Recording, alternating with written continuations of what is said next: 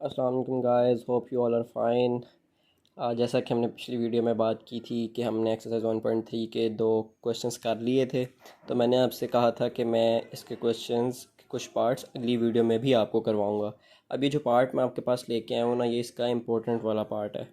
यानी अगर इनमें से कोई क्वेश्चन मुझे कहा जाए कि इस पार्ट में से क्वेश्चन पेपर के लिए बनाया जाए, तो शायद ये वो क्वेश्चन होगा जो मैं पेपर में दूंगा। तो इस क्वेश्चन को मैं अच्छे से आपने समझना है, और कोई मुश्किल नहीं है, ये भी सेम टू सेम पिछले क्वेश्चन की तरह ही है।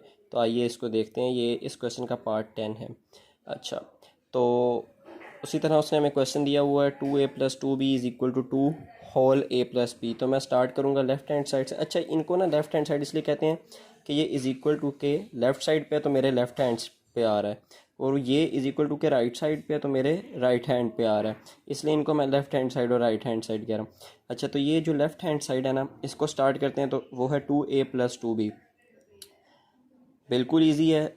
ए और बी की वैल्यूज़ उसने हमें क्वेश्चन में ऑलरेडी दी हुई हैं, तो मैंने 2 लिख के ए की वैल्यू ए के साथ लिख दी। दरमियान में एडिशन का साइन है, मैंने उसी तरह लिख दिया। फिर 2b है, तो 2 लिख के मैंने बी की वैल्यू भी और बी वाला मैट्रिक्स भी बी की जगह पे लिख दिया। अब सिंपल है, बहुत सिंपल है। इस 2 को मैंने इस पूरे ए मैट्रिक्स से मल्टीप्लाई कर देना है, और इस 2 को मैंने इस पूरे बी मैट्रिक्स से मल्टीप्लाई कर देना। इसने 2 1 द 2 2 2 द 4 2 1 द 2, इस तरह मैंने इस पूरे से इस 2 को मल्टीप्लाई कर दिया। सिमिलरली मैंने इस 2 को इस पूरे बी मैट्रिक्स से मल्टीप्लाई कर दिया, तो मेरे पास ये दो मैट्रिक्स नीचे आ गए।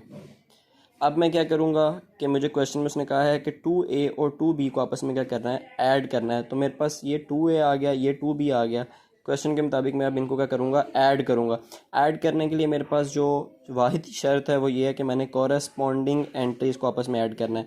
इस 2 में मैं ये वाला 2 ऐड करूँगा, इस 4 में मैं ये 4 ऐड करूँगा, इस 2 में मैं ये 6 ऐड करूँगा, इसी तरह बाकी चीज़ों के लिए भी।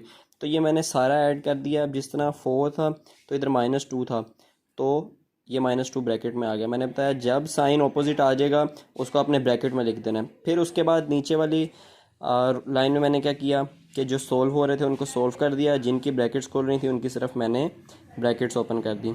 और ये सारा कुछ करने के बाद एक मेरे पास आंसर आ गया, जो कि मेरे पास लेफ़्ट हैंड साइड का आंसर था, जो था 2a+2b का आंसर था।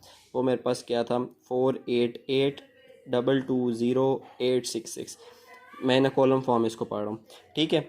अच्छा, फिर अब मैंने उसके बाद क्या करना है, इसी की क्या करनी है, मैंने राइट हैंड साइड सॉल्व करनी है। अब राइट हैंड साइड मेरे पास क्या थी, 2 × a+b। मैंने उसी तरह लिख लिया 2 × a+b। आपको मैंने पिछले क्वेश्चन में भी बताया कि सबसे पहले अगर किसी क्वेश्चन में भी ब्रैकेट आ जाए तो हम किसको सॉल्व करते हैं, सबसे पहले ब्रैकेट को सॉल्व करते हैं। तो मैं इसके अंदर भी सबसे पहले किसको सॉल्व करूँगा, ब्रैकेट को सॉल्व करूँगा। तो मैं इस में इक्वेशन में से इस ब्रैकेट वाली वैल्यू को पहले लिख लेता हूँ a+b। तो पहले मैं इस a+b को सॉल्व करूँगा। ए मैट्रिक्स उसी तरह लिखा, प्लस लगाया, और बी मैट्रिक्स भी उसी तरह लिखा मैंने। अब मैंने इनको सॉल्व करना है, तो उसी तरह कोरस्पॉन्डिंग एंट्रीज़ को मैं आपस में ऐड कर दूंगा। इस तरह ये 1 है तो इसमें ये 1 ऐड कर दूंगा, ये 2 है तो इसमें ऐड करूंगा मैं इस -1 को, यानी इन कोरस्पॉन्डिंग एंट्रीज़ को मैंने आपस में ऐड कर दिया। ऐड करके उसी तरह मेरे पास इस खाली a+b का एक आंसर आ गया ये। लेकिन ये मेरी राइट हैंड साइड नहीं थी, बल्कि राइट हैंड साइड क्या थी कि इस a+b के आंसर को मैंने किससे मल्टीप्लाई करना है, 2 से।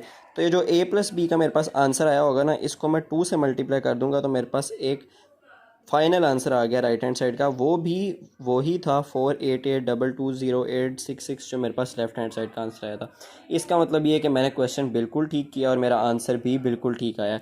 तो at last hence proved left hand side is equal to right hand side.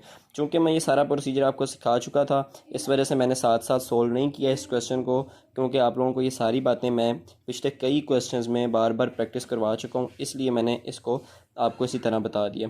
अब इसका एक पार्ट है, पार्ट नंबर 9, और इसके अलावा बाकी पार्ट्स भी। तो ये आप लोगों के लिए असाइनमेंट है, आप लोगों ने खुद करने हैं। अब इस पार्ट की अगर बात करूं तो मैं इसको करूंगा किस तरह, उसी तरह लेफ्ट हैंड साइड लिखूंगा। लेफ्ट हैंड साइड में मेरे पास ये वाली क्वेश्चन आ जाएगी, a+ ब्रैकेट में आ जाएगा b-c।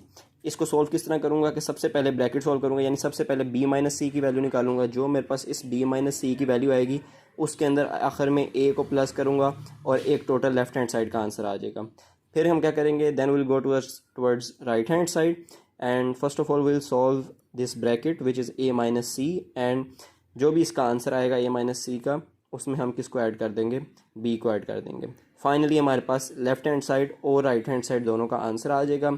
If our answer is same on both left hand side and right hand side, तो इसका मतलब है कॉन्ग्रेचुलेशंस, आपने क्वेश्चन ठीक किया है। अगर आपकी गलत आती हैं तो इसका मतलब आपने कहीं ना कहीं गड़बड़ की है, तो आपने उसको दोबारा देखना है कि आपसे किधर गलती हुई है। ठीक है, अगर किसी भी क्वेश्चन में जो पार्ट्स मैंने नहीं करवाया उनमें किसी में भी मसला होता है तो आप कमेंट सेक्शन में मेरे से ज़रूर पूछें। अगर किसी का आंसर नहीं आता कुछ भी, मैं आपको इंशाल्लाह पूरी तरह गाइड करूँगा। और अगर मुझे उसके लिए अलहदा वीडियो भी बनाना पड़ी, जैसे मैं पहले भी कहता हूँ, तो मैं उसके लिए अलहदा वीडियो भी बनाऊँगा। ठीक है, तो दुआओं में याद रखें और इस चैनल को अपने दोस्तों के साथ ज़रूर शेयर करें और भरपूर मेहनत करें। अल्लाह आपको भी कामयाब करे और अल्लाह हम सब कामयाब नासिर हो। तो अगली वीडियो तक के लिए अल्लाह हाफ़िज़।